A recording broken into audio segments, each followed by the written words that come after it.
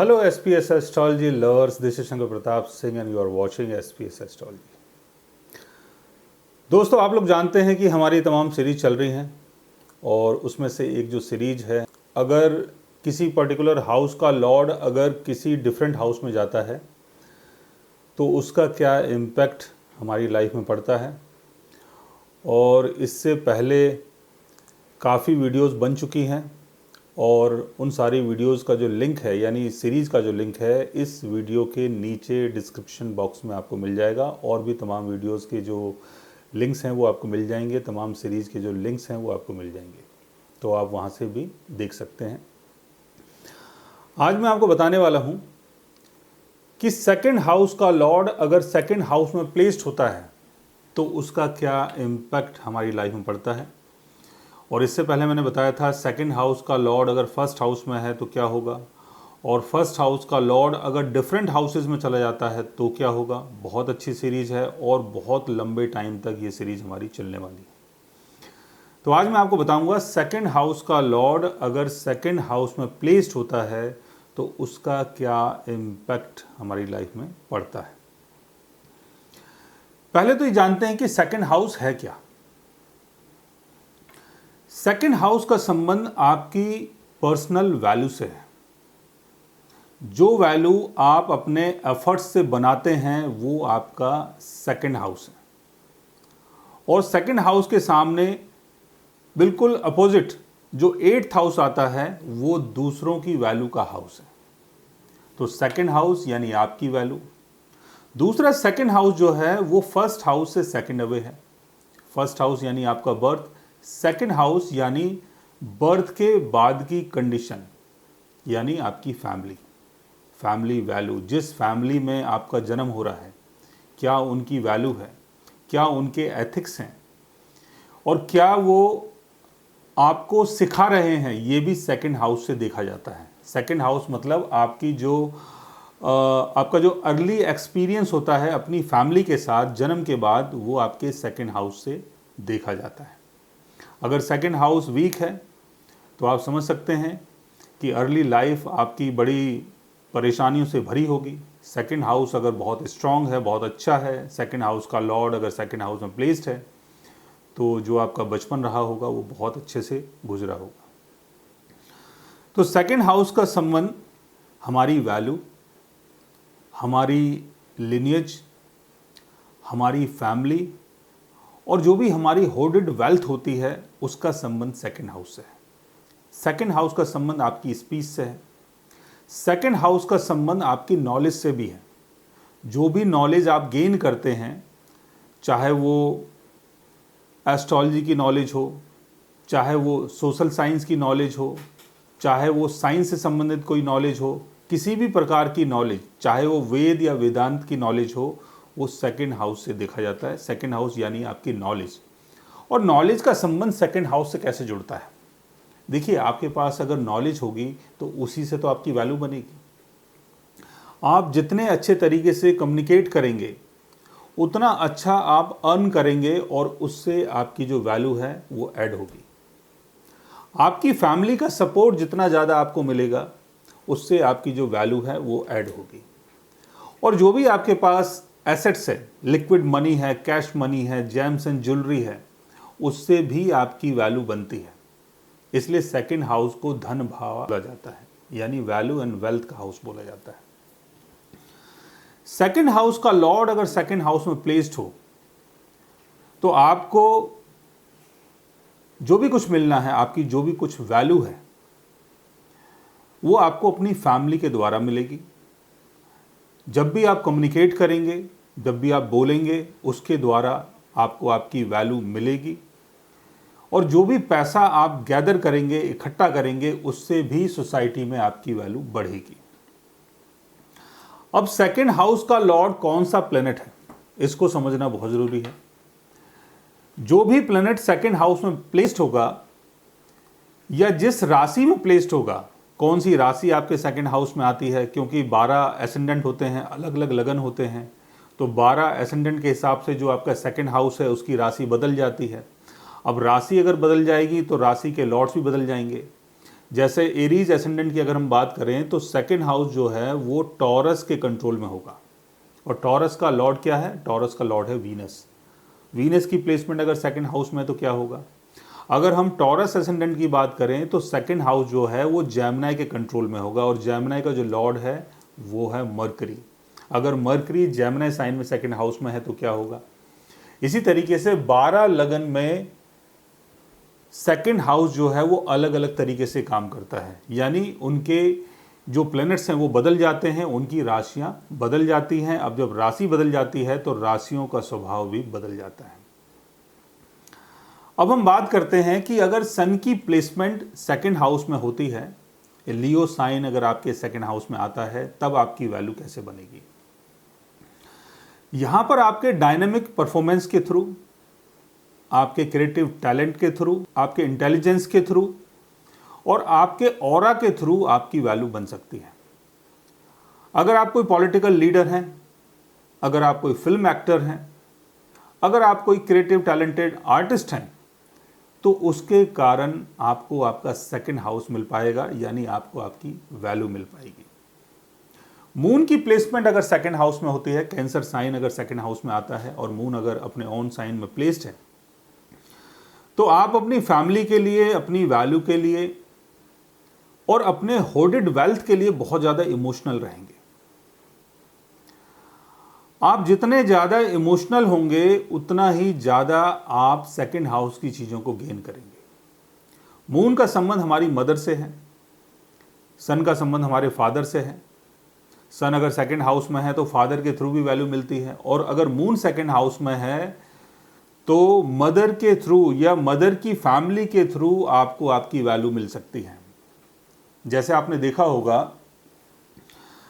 कुछ लोगों की लाइफ में ऐसा होता है कि जैसे उनके फादर हैं, फादर के पास ज़्यादा पैसा नहीं है, लेकिन मदर जिस फैमिली से हैं वो उनकी सिंगल डॉटर है, और जो भी मदर की फैमिली का जो पैसा है वो मदर को मिल जाता है। अब मदर को अगर वो पैसा मिलेगा तो वो पैसा सीधा आपके अकाउंट में आ जाएगा, आपको मिल जाएगा। यानी जो भी प्रॉपर्टी है, पैसा है, लिक्विड मनी है, कैश मनी है, जेम्स हैं, ज्वेलरी, जो भी कुछ है, वो सारी चीज़ें आपको आपकी मदर से मिल सकती है, और आपके इमोशनल अप्रोच के कारण आपको मिल सकती है। दूसरा, मून का संबंध केयर से है। जब आप पब्लिक की केयर करते हैं, पब्लिक के बारे में सोचते हैं, पब्लिक को ऐसा जब आप शो करते हैं कि आप उनके लिए हर टाइम हैं, आप उनके लिए हर time as a mother, as a father help कर सकते हैं, तब भी आपको आपकी वैल्यू मिल सकती है। मंगल की प्लेसमेंट अगर सेकंड हाउस में होती है, यानी मंगल अगर सेकंड हाउस में है, एरीज साइन में है या स्कॉर्पियो साइन में है, तब क्या होगा? मंगल एक डायनेमिक प्लेनेट है, मंगल एक असर्टिव एग्रेसिव प्लेनेट है। मंगल की प्लेसमेंट अगर सेकंड हाउस में होगी तो सेकंड हाउस की चीज़ों को अचीव करने के लिए आप बहुत ज़्यादा पॉजिटिव हो जाएंगे। सेकंड हाउस की चीज़ों को पाने के लिए, वैल्यू एंड वेल्थ के गेन के लिए आप किसी से लड़ाई या झगड़ा भी कर सकते हैं। सेकंड हाउस की चीज़ों को अचीव करने के लिए आप अपना एग्रेशन और अपनी पावर शो कर सकते हैं, और उसी के थ्रू आपको सेकंड हाउस की चीज़ें मिल पाएंगी। कई बार मंगल के कारण सेकंड हाउस की चीज़ें बिगड़ भी जाती हैं, यानी मंगल अगर सेकंड हाउस में है, अपने ओन साइन में है, तो आपको गेन तो करवाएगा, लेकिन उस गेन के चक्कर में आप कई बार लड़ाई झगड़ा भी कर देते हैं।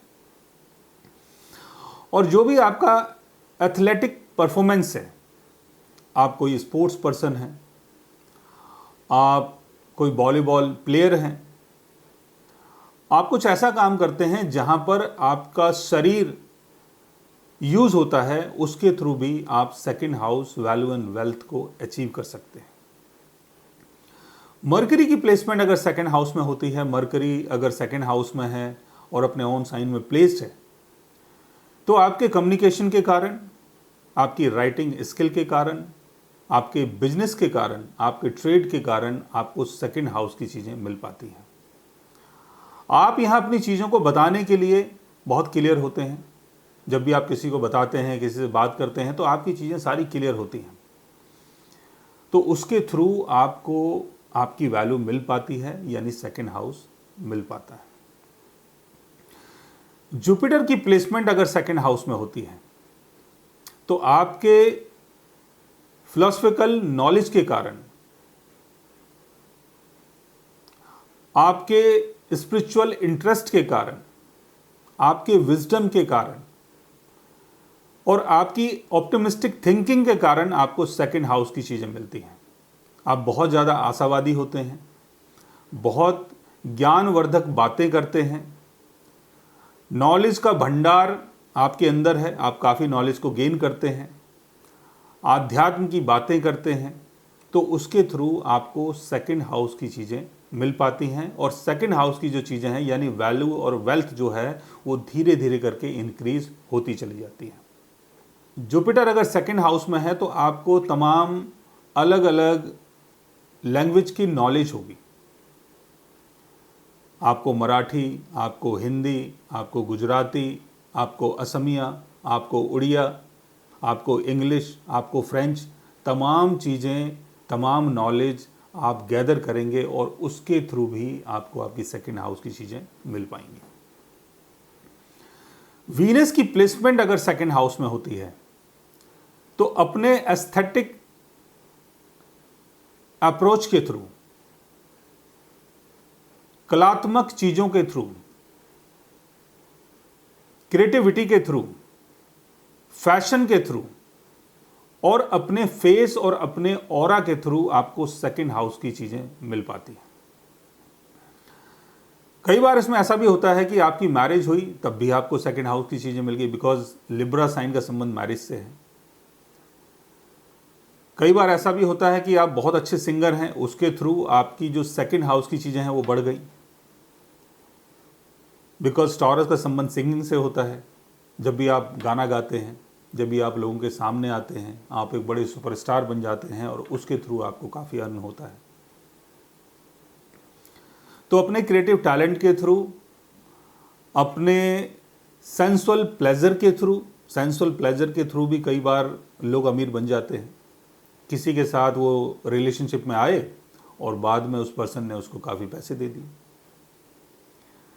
सैटर्न की प्लेसमेंट अगर सेकंड हाउस में होती है, सैटर्न अगर कैप्रिकॉर्न साइन में या एक्वेरियस साइन में प्लेस्ड है, सेकंड हाउस में है,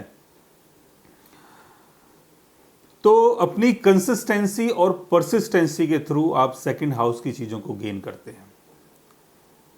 आप अपने वैल्यू एंड वेल्थ के मामले में बहुत सीरियस होते हैं, अर्निंग के मामले में बहुत ज़्यादा रेगुलर होते हैं, फिजूल खर्च आपको पसंद नहीं आता है, आपकी जो फैमिली होगी और फैमिली का जो अपना ऑर्थोडॉक्स बिलीफ होगा उसके कारण भी आप सेकंड हाउस की चीज़ों को मैनेज कर पाते हैं, यानी अचीव कर पाते हैं। यहाँ आपकी जो फैमिली होगी, फैमिली मेंबर्स होंगे, वो भी बड़े नॉलेजेबल, सीरियस और फैमिली वैल्यू को लेके बहुत ज़्यादा ऐसी सोच रखेंगे कि कोई ऐसा काम नहीं करना है जिससे हमारी फैमिली वैल्यू बिगड़ जाए। ऐसे लोग अपने काम के मामले में बड़े रेगुलर होते हैं, डेली काम करते हैं, डेली मेहनत करते हैं और बहुत मेहनत करने के बाद आपको आपकी फैमिली वैल्यू और वेल्थ मिल पाती है। सैटर्न की प्लेसमेंट अगर सेकंड हाउस में है तो आप ये माने कि 35 की एज तक आपको स्ट्रगल करना पड़ता है और कंटिन्यूसली जब आप ये काम करते चले जाते हैं तो आपको वैल्यू एंड वेल्थ का गेन हो पाता है। तो हमारे बर्थ चार्ट में अलग अलग प्लेनेटरी पोजीशन के हिसाब से, अलग अलग राशियों के हिसाब से, अलग अलग जो भी ग्रहों की दृष्टि है उसके हिसाब से कई बार ये भी होता है कि सेकंड हाउस का लॉर्ड कंबस्ट हो गया है तब क्या होगा। कई बार ये भी होता है कि मैलेफिक प्लैनेट्स का एस्पेक्ट सेकंड हाउस के ऊपर पड़ रहा है या अच्छे ग्रहों के ऊपर पड़ रहा है, तो चीज़ें कई बार बदल जाती हैं और उनकी जो प्रेडिक्शन है वो भी बदल जाती है। लेकिन सिंपली जो आज मैंने आपको बताया है कि सेकंड हाउस का लॉर्ड अगर सेकंड हाउस में होता है तो आपको वैल्यू एंड वेल्थ का गेन कैसे होता है, अगर आप भी जानना चाहते हैं अपने सेकंड हाउस के बारे में या सेकंड हाउस से जुड़ी हुई किसी चीज़ के बारे में, तो उसके लिए आप हमारे चैनल को सब्सक्राइब कर सकते हैं। और अगर आप हमसे बात करना चाहें, कंसल्ट करना चाहें, पर्सनली हमसे मिलना चाहें, तो आप हमारी वेबसाइट के थ्रू, हमारे व्हाट्सएप के थ्रू, हमसे मिल भी सकते हैं, बात भी कर सकते हैं, और गाइज आप कंसल्टेशन बुक भी कर सकते हैं। So guys take care, love you all and good bye.